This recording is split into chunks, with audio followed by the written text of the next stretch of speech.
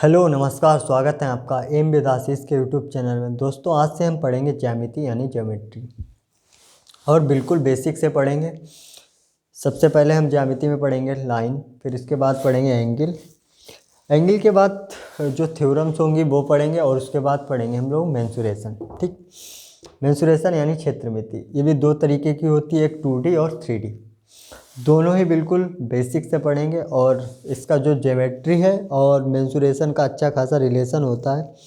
ठीक, तो पहले हम ज्योमेट्री को स्टार्ट करेंगे और बेसिक से बिल्कुल पढ़ते हुए चलेंगे। ठीक, तो पहले समझें कि ज्यामिति या ज्योमेट्री क्या होती है।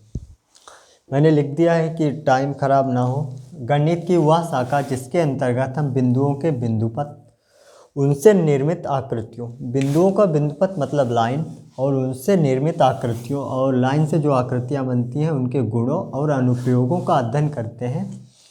ज्यामिति यानी ज्योमेट्री कहलाती है। ज्योमेट्री के पिता हैं यूक्लिड। ठीक, इसके जो फादर हैं वो कौन है? यूक्लिड। अब बात करते हैं, हम सबसे पहले शुरुआत करेंगे रेखा से। तो रेखा क्या होती है? बिंदुओं का बिंदुपथ।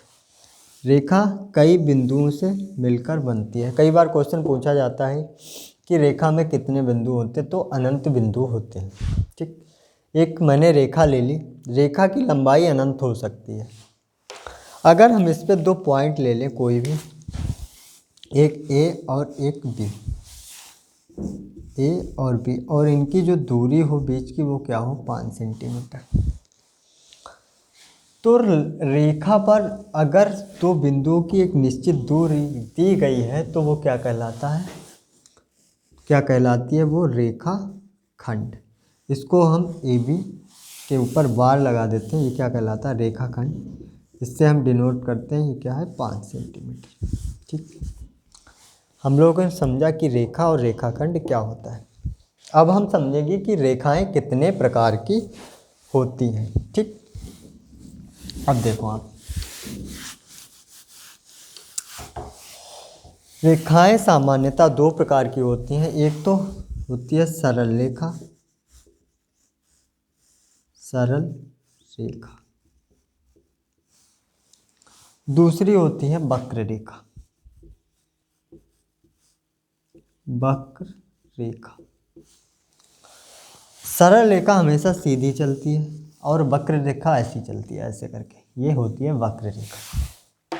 ठीक, रेखाएं सामान्यतः दो प्रकार की होती है, एक सरल रेखा और एक वक्र रेखा। हमें समझना है सरल रेखा को। ठीक, अब सरल रेखा है, देखो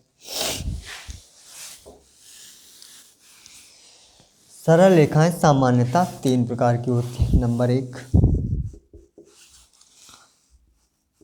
समानांतर रेखा।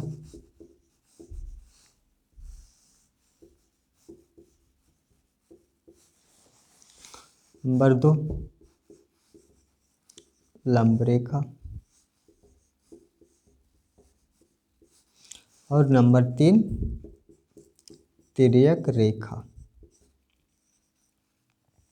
तिर्यक रेखा। ठीक, रेखाएं मुख्यतः दो प्रकार की होती है, एक सरल रेखा और वक्र रेखा।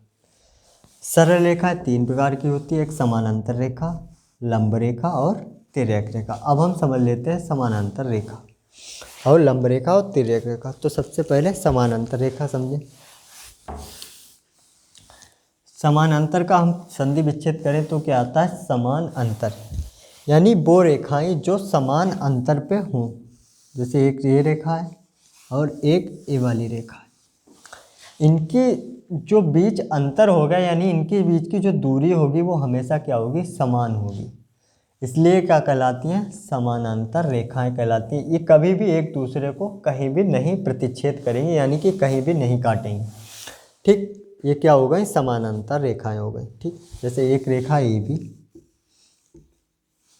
दूसरी है सी डी। तो ये क्या होंगी? अगर इनके बीच की दूरी सभी बराबर है तो ये क्या होगा? ए बी पैरेलल होगी सी डी के। ठीक, ये तो बात हो गई समानांतर रेखा की। अब हम बात करें लंब रेखा की।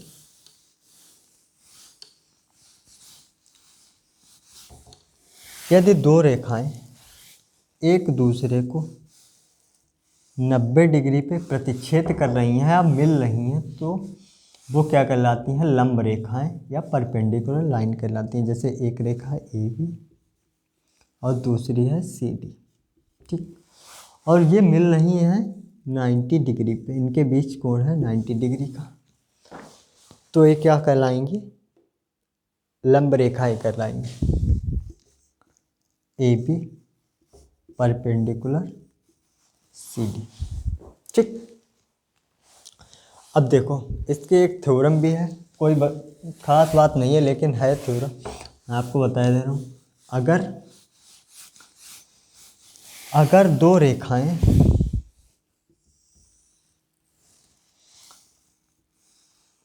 अगर दो रेखाएं किसी रेखा पर लंब हैं तो वो क्या आपस में समानांतर होंगी। जैसे एक रेखा है मैंने ली ए बी और उस पर दो रेखाएं परपेंडिकुलर यानी लंब रेखाएं, एक पी क्यू है और दूसरी है आर एस, ठीक। तो वो आपस में क्या होंगी, समानांतर। इसमें कोई खास बात नहीं है, इस पर अगर लंब रेखा है तो आपस में समानांतर होंगी, ठीक। If P Q and R S perpendicular to A B then P Q and R S, P Q parallel to R S, ठीक। ये तो हो गई लंब रेखा की बात। अब हम बात करते हैं तिर्यक रेखा। तिर्यक रेखा क्या होती है?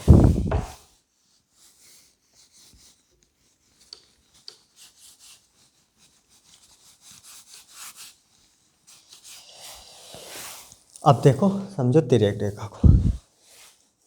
तिर्यक रेखा क्या होती है? अगर दो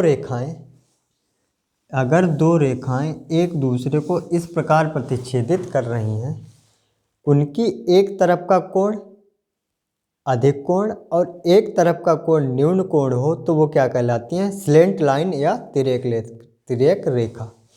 जैसे दो हैं लाइन